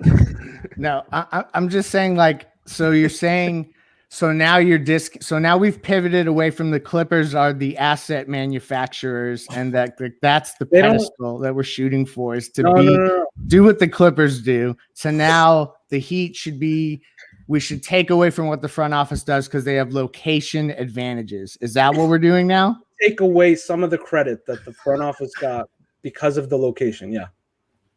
But what does that have to do with this whole like asset thing and the examples of the franchises that do what you're proposing the Heat do? Because the players, free agents. Who does that? No. The team gets free agents that other teams wouldn't, and they're able to manufacture assets out of those players. Other teams aren't able to get those players because they're not in the city. They don't have that big market. That's the point I'm making. So I want to acknowledge Twisted Tapioca for the $4.99. Don't know, appreciate you, Brody. He said Alex literally watching this like WandaVision, which drops soon. That does drop at 3 o'clock in the morning. But yeah, shout out to the dude Twisted Tapioca. I was on his podcast. Are we gonna live stream WandaVision here on Clutch Corner? We're just gonna stay up the next 2 hours. Hell no, we're gonna be asleep pretty soon. But yeah, anybody else got any other thing? Actually, we've been on here for an hour and 40 minutes, so I think now is as good a time as any is to let everybody get some sleep so they can take a nap before WandaVision. Anybody got any last minute trades? Anybody got any last minute trade targets? Any subjects that they wanted to broach before we close this, wrap this thing up? I just gotta put Ariel's comment up. It's not about whether or not the Clips have won the title. It's the fact that they put themselves in a position to be able to use return on assets they've sold to get a PG. When you don't have cap space, that's what you need to do. When you're operating over the cap, you need to get those assets to be able to trade for a superstar. That's the only point that I'm making. Because what the Clippers have done has been really successful. I mean, look how good they are. They've won multiple championships. They're going to win another one. And I don't know. I mean, they were like the joke of the league. And then they got Jerry West, and they figured out that they need to trade. Let's go be the joke of the league, y'all. Okay, good night, dog. Shout out to our guy Justin. He said, "Greg, I love you, but a warrant has been sitting out for not trading Herro from Gill." Alex and Greg hope traffic. Greg, I appreciate you coming on. Absolutely. And just so you know, like I go back and forth with you. It's all love. Like Adam and I have no beef. Like it is the all best content love. we have in the network. Yeah, I mean, it's been a pleasure to have you on bow ties on the Clutch Card. We want Ethan to bring his ass on here so that he can be a part of this session too. He won't come. We'll work on it. I don't think he could take it. Oh, we'll work on it because the whole show will be Ethan slander the whole time. Yeah. Before you go, do you agree that they don't sell high on their assets? I agree that is a philosophy. Like, yes, that is they don't do that often. Right, and it's a fault in the front office. They did it with Ike Austin, and they've never done it again. They did it with Karan Butler. Damn, he brought it back. Yeah, not really, because that was a Shaq trade that transcended all that. There were moments where they considered Dwayne in the Shaq trade. There were like subtle moments where that was having to be considered, and then they didn't. But yeah, I mean, they traded for Brent Barry, Ike Austin. I'm really old, and they never did it again. Yeah, Johan, I appreciate the $5 dono, but I'm not going to acknowledge your comment, G. I'm not going to do that, G. Like that's we're not doing that here. Anybody else got any? Hold on, I'll do it. Okay, go ahead. Milana, Johan, S3, Bastion. Why are you doing this, man? Perfect. because he's a weirdo, bro. So we want to shout out to a weirdo. He sent us $5. I'm talking about Adam. Alex just wants to pay me out. It's fine. So I want to thank the primary sponsor of the post game streams, Biscayne Bay Brewing and Tropical Bay IPA. Check their stuff out, BiscayneBayBrewing.com. Shout out to the primary sponsor of the Clutch Corner, which is Manscaped. Manscaped. Use the promo code 5RSN. Alana, actually, I want you to go ahead and you talk about Manscaped. Let the people know what's up. Buy it. Your girlfriends will be happy. Full screen. And your wives. No, come on. Give us the full. No, come on now. You know what it is. Give it a full screen. I don't use it, so I can't speak to how great it is, but I'm sure all of you want to go out and buy it. Do it for your wives. Do it for your girlfriends. Do it for your side pieces. I don't care. Just go and buy it. Use our promo code. Alex, take 5RSN. Your balls will thank you. Say that, Alana. Your balls will thank you. Thank you. There you go. Yeah, you got it. So we also got Seltzer Mayberg Law Firm. Don't know what they litigate. Best ever BST EVR sports simulation. I don't do this on the Clutch Corner, but this is kind of the post game show too, so I do it. Chase Signs. They make signs. And graphics. And graphics.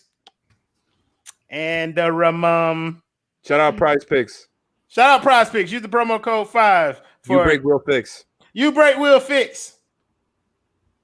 Lewis Peters. Hey, Lynette. Seltzer Mayberg. Lynette, our listener from all the streams. Miami Grill. Is that everything? Right. Yeah, sure. Why not? So I want to thank Alana, Michael, Alex, what's your name? Clutch, Greg. We had Brian, Ariel, Simba, Ricky. Gad. I think I said him already, but I don't remember. Who else was on here? Brian? Oh, Jonathan Ramlakan. Yeah, I said Brian. I think that's 10 people. Maddie. Oh. Shout out Best Ever, our other sponsor. I Best said ever. I was Reasons supposed to Realtor. talk about that. Yeah, So, I said Alana a whole don't text play. about best. I said Best Alana, ever simulations. Let's go. Rock that. that was beautiful and a wonderful way to end the show. Man, so thank you, Christian. everybody. Well, hold on. Christian keeps asking me to say it. I'm not gonna say it till you pay, Christian. What? Your balls will thank you? Yep. Not till he pays. You better not Chris- slander the sponsors in the comments or you get put in timeout. You can't. Well, Christian got until I get finished with this closing to send that money and to get you to say it. So again, thank you everybody for joining us in the comments, making the show what it is. Thank you guys for joining us. Thanks to all the guests. Thanks to all the listeners. Thank you guys for the support. Free Marco. Yeah, free Marco, straight up, free Trilly. Yeah, y'all enjoy the break too. We'll see y'all after the break. I'm pretty sure they'll be putting up some more videos or something. I don't know. But check out the 5 Reasons Sports Network. Subscribe, like the video. Nobody ever says that, but you should do that because it helps. So like, subscribe to the channel, turn on the bell notifications so that you can get a notification every time that we post a video. Yeah, y'all know I've been watching my YouTubers lately. But y'all have a good night. Greg wouldn't trade for Beal.